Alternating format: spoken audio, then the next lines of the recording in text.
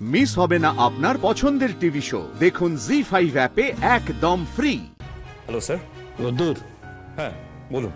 একবার কলেজে আসতে পারবে? কলেজে? কেন স্যার, কিছু হয়েছে? তুমি এসো, তারপর বলছি। ধরে নাও গার্জিয়ান কল করছি।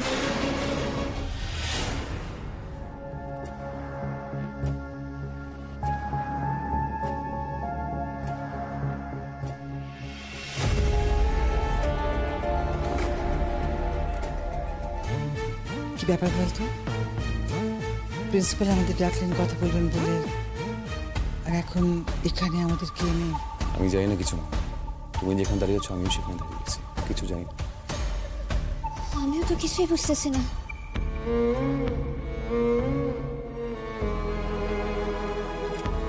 এবার খারান তো। কি হয়েছে একটু কইবা? ধানসিঁড়ি কিছু বলা বারণ। স্যার স্যার আপনি আমাদের ডেকে পাঠিয়েছেন, আমরা এসেছি, কিন্তু সবাই না অদ্ভুত বিহেভ করছে, কেন সেটা বুঝতে পারছি না। কি হয়েছে স্যার? কি হয়েছে স্যার? ধানসরে তুমি এখন ওদিকে যাও, তোমার সঙ্গে আমি পরে কথা বলবো। স্যার ওনারা? স্যার আমার মা, ধানসিঁড়ির বাবা বাংলাদেশ থেকে এসেছেন। ও আচ্ছা, আপনারা আসুন, কথা বলি।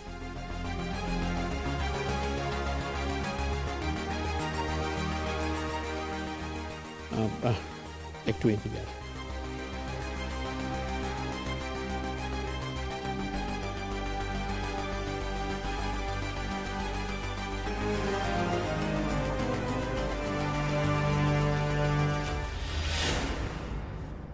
মানলাম যে ধানসরের সঙ্গে এই কলেজে কেউ হয়তো অন্যায় করেছে, কোনো স্টুডেন্ট। হ্যাঁ সে তো করেইছে স্যার, আমরা শুনেছি। আর তার জন্য তো প্রফেসর সেন দায়ী হতে পারেন না। এতটা অপমান উনি ধানসরের কাছ থেকে ডিজার্ভ করেন না। অপমান করেছেন ময়না, মানে ধানসিঁড়ি, প্রফেসর সেনকে? স্যার আপনি কি বলছেন? এই জন্যই তো তোমাকে ডেকে পাঠাই। কাল যেটা হয়েছে সেটা মোটেই ঠিক কাজ হয়নি।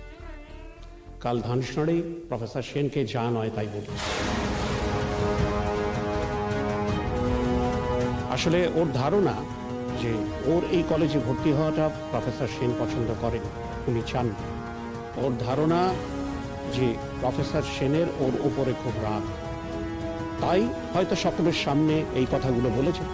না না স্যার, ময়না কাউরে অপমান করতে পারে না, বিশেষ করে কোনো শিক্ষকের তো নয়। আমি আমার মায়ের তেমন শিক্ষা দিই নাই। তেমন শিক্ষা দিয়েছেন সেটা তো কাল সবাই দেখেছে।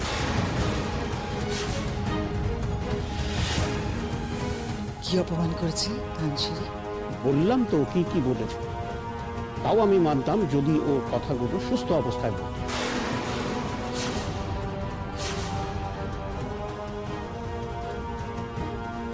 স্যার সুস্থ অবস্থায় মানে কি হয়েছে স্যার? ধানসিঁড়ি কি ওখানে কি অসুস্থ হয়ে গিয়েছিল? নেশা করেছে।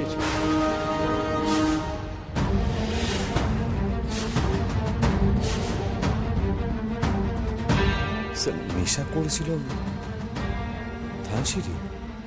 চূড়ান্ত। জি5 ডাউনলোড করুন আর সব এপিসোড দেখুন একদম ফ্রি।